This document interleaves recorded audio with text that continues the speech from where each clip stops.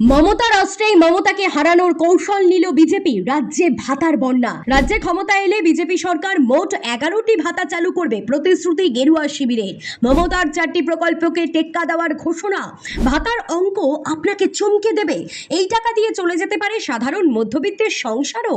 মমতা বন্দ্যোপাধ্যায় তৈরি করা অস্ত্রেই মমতা বন্দ্যোপাধ্যায়কে হারানোর কৌশল নিল বিজেপি। পশ্চিমবঙ্গের নির্বাচনী ইস্তেহারে লিখিত ঘোষণা করে নেমে পড়ল ভাতা যুদ্ধে। অমিত শাহ আগেই বলেছিলেন, আগামী পশ্চিমবঙ্গের যে রোড ম্যাপ নিয়ে এবারে নির্বাচনের কথা হবে, আমাদের সংকল্পপত্র হলো তারই পরিচায়ক।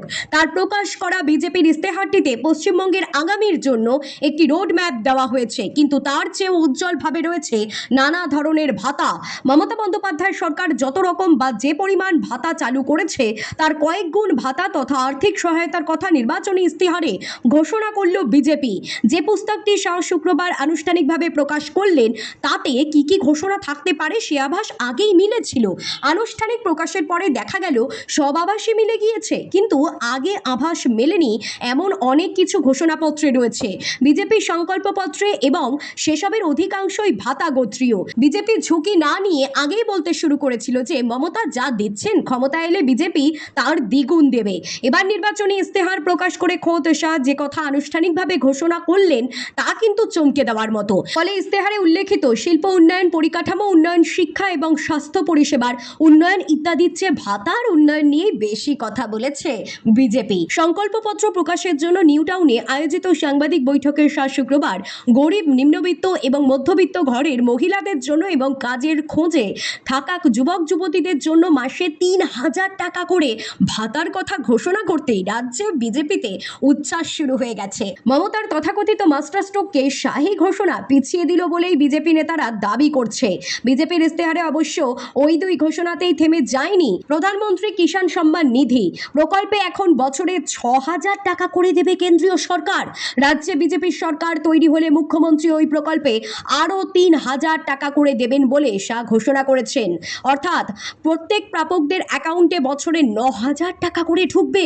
রাজ্য সরকারের কৃষক বন্ধু প্রকল্পে কৃষকরা বছরে সর্বনিম্ন 4,000 টাকা করে পাচ্ছেন, সর্বোচ্চ 10,000 টাকা পর্যন্ত পান। বিজেপি জানাচ্ছে ক্ষমতায় এলে কৃষকদের সহায়তার ক্ষেত্রে এবার সর্বনিম্ন বা সর্বোচ্চ ভেদ থাকবে না, প্রত্যেকে বছরে 9,000 টাকা করে পাবেন।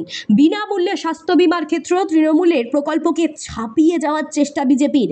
বর্তমানে রাজ্য সরকারের স্বাস্থ্যসাথী বা কেন্দ্রীয় সরকারের আয়ুষ্মান ভারত দুটি প্রকল্পেই বছরে 5 লক্ষ টাকা পর্যন্ত চিকিৎসার ছাড় মেলে। ফারাক হলো কেন্দ্রীয় প্রকল্পটি 70 বছর বয়স পর্যন্ত নির্দিষ্ট আয়ের মধ্যে প্রযোজ্য। রাজ্যের স্বাস্থ্যসাথী যে কোনো আয়ের মানুষই পেতে পারেন। বিজেপি সরকার ঘোষণা করেছে পশ্চিমবঙ্গে তারা ক্ষমতায় এলে এ রাজ্যে আয়ুষ্মান ভারত প্রকল্প চালু করা হবে। তাতে শুধু রাজ্যের মধ্যেই নয়, দেশের যে কোনো প্রান্তে গিয়ে আপনি খরচ ছাড়াই চিকিৎসা করতে পারবেন। তার পাশাপাশি রাজ্য সরকারও এই প্রকল্পে অতিরিক্ত তহবিল যোগ করবে, ফলে বিমার মূল্য 5 লক্ষ টাকার বেশি হবে।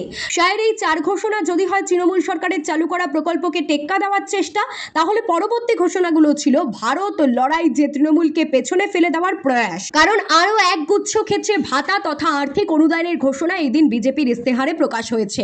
সংকল্পপত্রকে 11টি অধ্যায়ে ভাগ করেছে বিজেপি।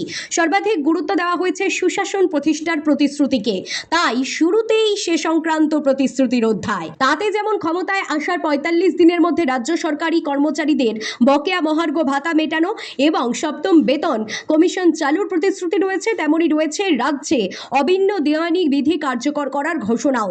10 বছরের পরিকল্পনা তৈরি করে কলকাতা শহরের খোলন লচে বদলে দেওয়ার আশ্বাস রয়েছে। রয়েছে আইনের শাসন ফিরিয়ে আনার প্রতিশ্রুতিও। পরের অধ্যায়গুলিতে রয়েছে নারী সুরক্ষা, অর্থনৈতিক উন্নয়ন, যুব সমাজের জন্য কর্মসংস্থানের কথা, যা রাজ্যকে আমূল পরিবর্তন করতে পারে। এই প্রকল্পগুলোর ঘোষণার পরেও যদি বিজেপি সরকার ক্ষমতায় না আসে, তাহলে কিন্তু অনেক বড় ব্যর্থতা এবং তৃণমূল সরকারের উপর সাধারণ মানুষের অনেক বড় বিশ্বাস, এটাই কিন্তু ধরে নিতে হবে।